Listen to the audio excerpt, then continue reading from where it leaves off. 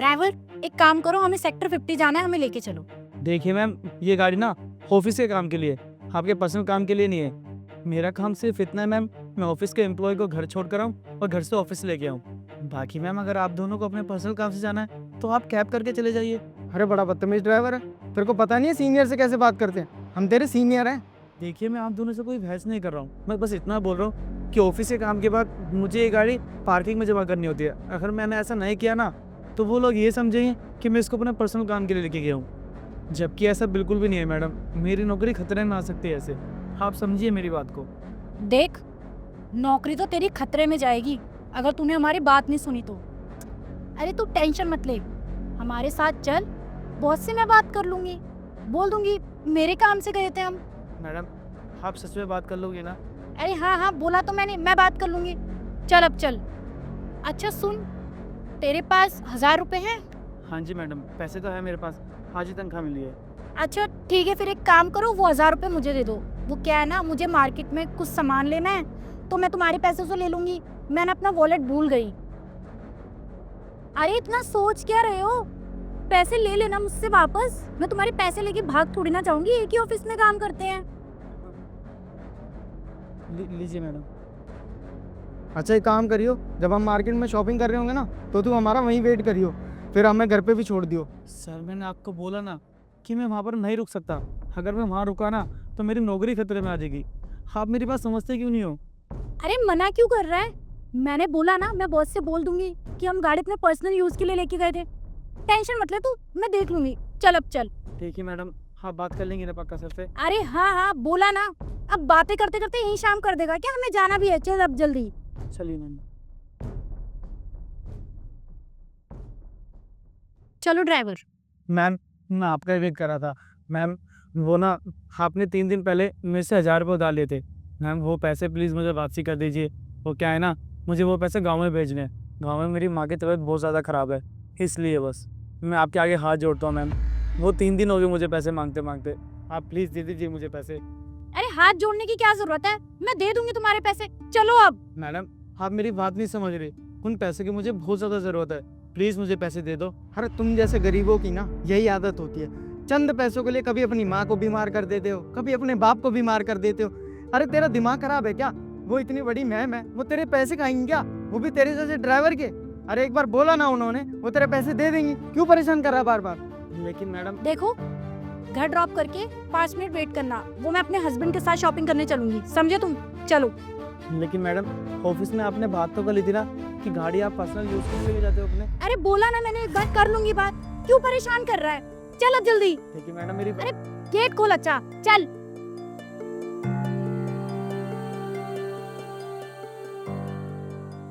अरे हाँ हाँ, वो मैं सब देख लूंगी। मैडम, मैं आपका ही वेट कर रहा था। मैम, वो आपने सर से बात नहीं की क्या? वो सर ना मुझे बहुत सुना रहे थे। मैं क्यों बात करूंगी बॉस से? मैं तो बस 1-2 बार लेके गई थी ऑफिस की कार अपने काम के लिए। और एक सेकेंड, मुझे तो लगता है तू ऑफिस की कार ना अपने पर्सनल यूज के लिए लेके जाता है, इसीलिए तो बॉस ने तुझे सुनाया है। तू है ही इसी लायक। और हाँ, तूने मुझे फंसाने की कोशिश करी थी ना, अब तेरे जो 1000 रुपए थे ना, मैं वो वापस नहीं करने वाली। तेरे को जो करना है ना तू कर ले, समझा? नहीं मैडम, प्लीज ऐसा मत कीजिए, वो पैसों की मुझे बहुत ज्यादा जरूरत है, प्लीज मैडम। तेरे को समझ ही नहीं आ रहा? मैंने कहा ना कि तेरे को तेरे 1000 रुपए नहीं मिलेंगे तो नहीं मिलेंगे, समझा? निकल यहाँ से अब। लेकिन मैडम, मेरी बात तो सुनिए। हट यार, टाइम नहीं मेरे पास। Ma'am, ma'am. विक्की, तुम्हें पता भी है तुम्हारी एक गलती की वजह से ना हमारी कंपनी को पूरे 50,000 रुपए का नुकसान हुआ है। लापरवाही? सर कैसी लापरवाही? मैं कुछ समझा नहीं। तुम्हें पता है ना, फ्राइडे को तुम्हें मिस्टर चड्ढा को 4 बजे से पहले बैंक लेके जाना होता है, पेमेंट डालनी होती है, जिसकी वजह से मिस्टर चड्ढा पेमेंट टाइम पे जमा नहीं करवा पाए हैं, जिसकी वजह से क्लाइंट ने पूरे 50,000 रुपए का नुकसान हमारी पेमेंट से करवाया है। अब तुम मुझे बताओ ना, वो 50,000 रुपए की भरपाई कौन करेगा? सर, इसमें मेरी कोई गलती नहीं है, सारी गलती शीतल मैम और सुशाल सर की है। मैंने उनको बोला था कि मुझे अपने पर्सनल काम के लिए मत लेके जाइए, पर सर उन्होंने मेरी एक ना सुनी और मुझे अपने साथ जबरदस्ती ले गए वो लोग। क्या पर्सनल काम के लिए? लेकिन रिक्की, तुम्हें तो हमने कंपनी के लिए हायर किया है ना, उनके पर्सनल काम करने के लिए नहीं किया हायर। तो मुझे एक बात बताओ, अगर उन्होंने तुमसे बोला तो तुम मना नहीं कर सकते थे? देखिए सर, ऐसा नहीं है कि मैंने उन दोनों को मना नहीं किया, मैंने मना किया था सर, और मैंने बहुत मना किया था उनको, लेकिन सर उन्होंने मुझे धमकी दी, अगर मैं उनके साथ नहीं गया तो वो मुझे जॉब से निकलवा देंगी। बस सर इसी डर से मुझे जाना पड़ा। तो सर आप ही बताइए ना, इसमें अब मैं क्या करता? वो सीनियर है सर, मैं डर गया था सर कहीं वो मुझे जॉब से ना निकलवा दे, और सर वो मेरे सीनियर है, मैं उनको कैसे मना कर देता? कोई बात नहीं, अभी शीतल और सुशाल को मैं फ़ोन करके यहीं पे बुलाता। अभी उनके सामने सब कुछ पता चल जाएगा कि झूठ क्या है और सच क्या है, कौन झूठ बोल रहा है कौन सच बोल रहा है।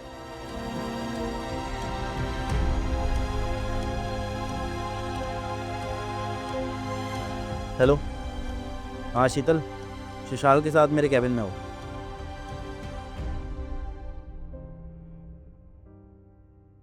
जी सर, आपने बुलाया हमें? हाँ, मैंने आप दोनों को बुलाया।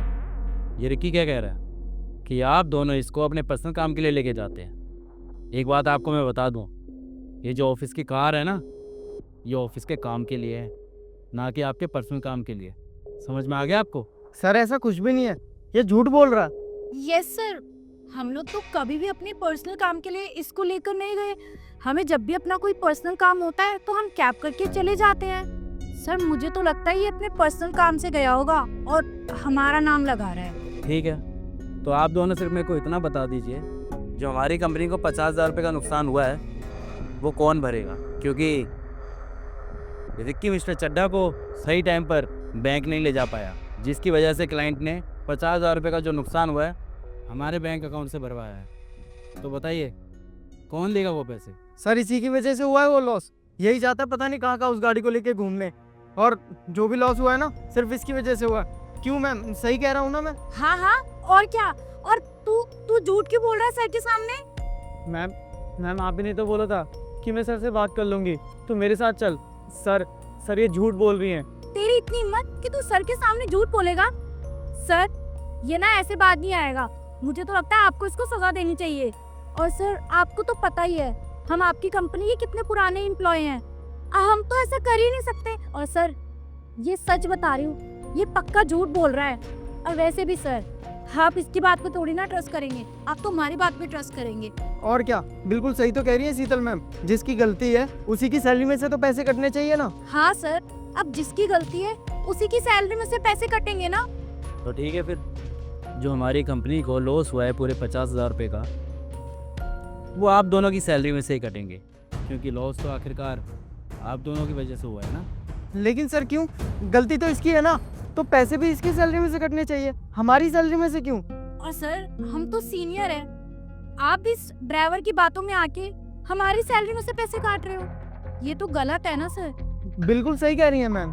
ठीक है, वैसे आप दोनों जो कह रहे हैं मुझे आपकी बातों पर विश्वास भी करना चाहिए, क्योंकि आखिरकार आप दोनों इस कंपनी के सीनियर एम्प्लॉय जो हैं। लेकिन अफसोस, आप दोनों को रिक्की को डांटते हुए सलमान ने देख लिया था और उसने सब कुछ मुझे बता भी दिया था। आप दोनों यहीं रुकिए, मैं सलमान को ही बुला देता हूँ। सलमान। जी सर, आपने बुलाया? एक चीज़ बताओ, उस दिन तुमने क्या देखा था? जी सर, उस दिन मैंने ये देखा था कि शीतल मैम और सुशाल सर अपना पर्सनल काम करने के लिए रिक्की को बोल लेते, पर रिक्की ना मान नहीं रहा था क्योंकि ये उनका पर्सनल काम था। तो रिक्की ने जब मना करा ना सर, तो सर शीतल मैम ने धमकी दी कि अगर रिक्की पर्सनल काम नहीं करेगा इनका तो शीतल मैम इन्हें जॉब से निकलवा देगी। तो सर रिक्की को मजबूरन इनके पर्सनल काम करने के लिए जाना पड़ा। सुन लिया तुम दोनों ने? अब और कुछ झूठ बोलना है या फिर चुपचाप अपनी गलती को स्वीकार करना है? सर हमसे सच में गलती हो गई, हमें माफ़ कर दीजिए। हमने बिना सोचे समझे इससे अपना पर्सनल काम करवा लिया, और जब इसने मना किया तो हमने इसे जॉब से निकलवाने की धमकी भी दी थी। लेकिन हमें अपनी गलती का एहसास हो गया है सर। और सर मैं आपसे वादा करता हूँ आज के बाद हमसे ऐसी गलती दोबारा नहीं होगी, हम किसी के साथ भी ऐसा नहीं करेंगे। बस हमें आखिरी मौका दे दीजिए सर। यस सर, कभी कभी ऐसी गलती हो जाती है ना sir, we are really sorry. ये लास्ट वार्निंग दे रहा हूँ मैं तुम दोनों को, आगे से कोई वार्निंग नहीं दूंगा, डायरेक्ट जॉब से निकाल दूंगा। और जो भी हमारी कंपनी को लॉस हुआ है ना पूरे 50,000 रुपये, वो मैं तुम्हारी सैलरी से काटूंगा, समझ गए? रिक्की कंपनी के काम के लिए है, तुम्हारे पर्सनल काम के लिए नहीं है। तो अगली बार किसी भी एम्प्लॉय से काम करवाने से पहले 100 बार सोच लेना। ठीक है sir, we are really sorry sir. Sorry sir. Hi guys, उम्मीद करता हूँ आपको वीडियो पसंद आई होगी। और हम ये नहीं कहते हैं कि हमारी वीडियो जो है वो 100% एक क्या कहते हैं रियलिस्टिक कंटेंट है। नहीं, इसमें ड्रामा भी है ताकि आप लोग थोड़ा एंगेज हो सके, आपको थोड़ा क्या नाम है आप कनेक्ट कर सकें, क्योंकि ड्रामा बहुत ज़रूरी होता है। और जब तक ड्रामेटाइज ना की जाए चीज़ें तो उस चीज़ों में ज़्यादा इंटरेस्ट नहीं आता है। और बाकी हमारी कोशिश यही रहती है कि हमारे जो वीडियो का मैसेज है वो प्योर रहना चाहिए, वो आप लोगों तक पहुंचना बहुत ज़रूरी है। और उसके बाद उसको वहाँ आपको रोकना नहीं है, उसको आगे शेयर करना है। कम से कम एक व्यक्ति तक तो आप ज़रूर शेयर करें। और सबसे बड़े दुख की बात यह है कि आप लोग अभी भी हमारे पेज और चैनल के साथ में नहीं जुड़े हैं। तो अगर नहीं जुड़े हैं तो जुड़ जाइए यार। और हम दिल्ली में बैठ के इस वीडियो को बना रहे हैं, आप कहाँ बैठ के इस वीडियो को देख रहे हैं ज़रूर कमेंट्स में बताना और अपना फीडबैक ज़रूर देना। मिलते हैं, bye bye, take care, love you, bye.